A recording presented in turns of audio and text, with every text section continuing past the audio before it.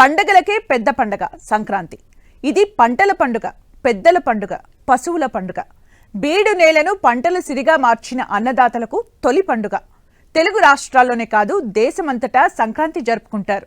వివిధ రాష్ట్రాల్లో వివిధ పేర్లతో, వివిధ ఆచారాలు, పద్ధతులతో అక్కడి జనాలు సంక్రాంతిని సెలబ్రేట్ చేసుకుంటారు. ఇంతకీ ఏ ఏ రాష్ట్రాల్లో ఎలా సంబరాలు చేసుకుంటారు? సంక్రాంతి పండుగకు ఎక్కడ ఏ పేరుంది?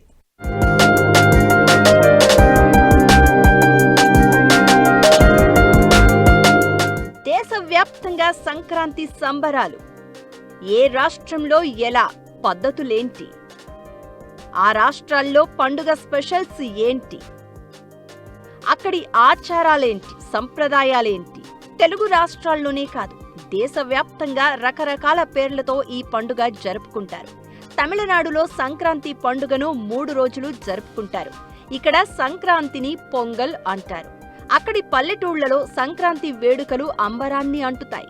కొత్త పంట చేతికి వచ్చాక రైతుల ఆనందోత్సాహాలకు ప్రతీకగా నిర్వహించే పొంగలు రోజు సూర్యుణ్ణి పూజిస్తారు.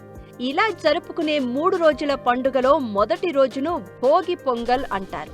ఆ రోజు రుచికరమైన వంటలు తయారు చేసుకుని కుటుంబ సభ్యులతో కలిసి ఆస్వాదిస్తారు. దాన ధర్మాలు చేస్తారు. రెండో రోజు సూర్య పొంగల్. ఆ రోజు సూర్యుడికి ప్రత్యేక పూజలు నిర్వహిస్తారు. మూడో రోజును మట్టు పొంగల్ అంటారు.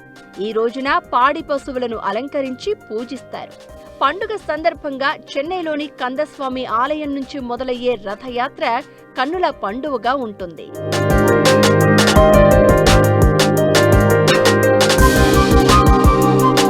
కొత్త పంటతో సంక్రాంతి రోజు సంబరాలు చేసుకునే ఆచారం కర్ణాటకలోనూ కనిపిస్తుంది. అక్కడ ఈ పండగను సుగ్గి అంటారు. మొదటి రోజు భోగి మంటల్లో చలి కాచుకుంటారు. సంక్రాంతి రోజు బియ్యం పిండితో ఇంటి ముందు ముగ్గులు వేస్తారు. సంక్రాంతి ఎల్లు అనే ప్రత్యేక వంటకాన్ని తయారు చేసి దాంతోపాటు పొలంలో పండిన చెరకు గడలను వారు ఇరుగు పొరుగుతో పంచుకుంటారు. ఈ సంప్రదాయాన్ని కన్నడంలో ఎల్లు బిరోదు అంటారు. ఇక మహారాష్ట్రలో సంక్రాంతి పేరుతోనే వేడుకలు నిర్వహిస్తారు. తెలుగుల్ పేరిట నువ్వులతో చేసిన రంగురంగుల హల్వాను పంచుకుంటారు. కొత్తగా పెళ్లైన వాళ్లు పసుపు కుంకుమలతో పాటు తాంబూలాలతో బహుమతులు అందిస్తారు. ఈ సంప్రదాయాన్ని హల్దీ కుంకుమ్ అంటారు. సంక్రాంతి రోజున మహారాష్ట్రలో పూరన్ పోలీలు అనే వంటకం తయారు చేస్తారు. సంక్రాంతి దగ్గర పడితే చాలు మహారాష్ట్రలో పతంగుల కోలాహలం మొదలైపోతుంది. పండగ రోజు ఈ రాష్ట్రంలో ఎక్కడ చూసినా ఆకాశమంతా రంగురంగుల పతంగులతో నిండిపోతుంది.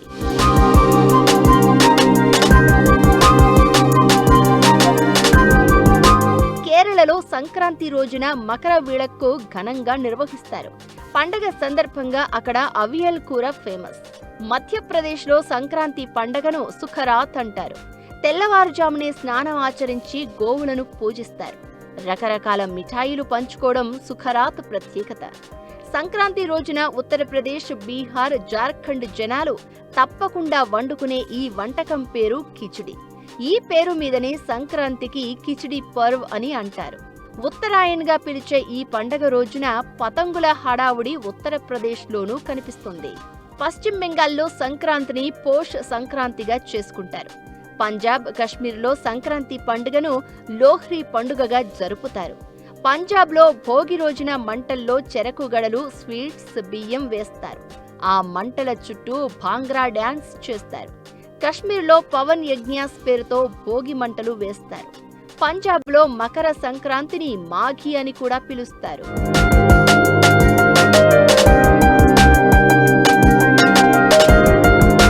గుజరాత్లో సంక్రాంతిని ఉత్తరాయణ్ అని పిలుస్తారు. ఉందియు, చిక్కీ అనే ప్రత్యేక వంటకాలు ఇక్కడ పండగ ప్రత్యేకం. అసోంలో ఈ పండుగను భోగాలి బిహు లేదా మాఘ్ బిహు అంటారు. ఢిల్లీ, హర్యానాలో సంక్రాంతిని సక్రాత్ లేదా సంక్రాంతి అంటారు.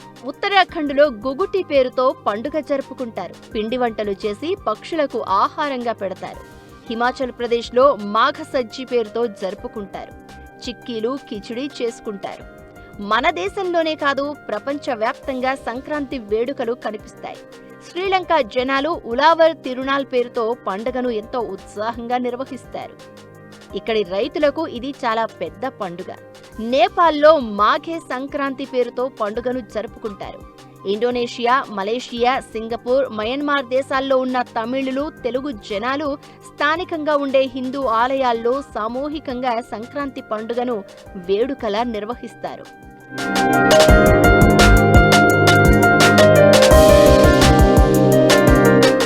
సంక్రాంతి అంటే సినిమాకి కూడా పెద్ద పండగే. వారం నుంచి 10 రోజుల వరకు కిక్కిరిసిపోయే ప్రేక్షకులతో థియేటర్లు జాతరలా మారుతుంటాయి. వసూళ్లతో బాక్సాఫీస్ మెరిసిపోతూ కనిపిస్తుంది. బరిలోని కోళ్లని తలపించేలా కొత్త చిత్రాలు పోటాపోటీగా వస్తుంటాయి. ఈసారి కూడా అలాంటి జాతరే కనిపిస్తోంది. సంక్రాంతి సంబరాన్ని రెట్టింపు చేసే రేంజ్ సినిమాలు బాక్సాఫీస్ దగ్గర క్యూ కట్టాయి.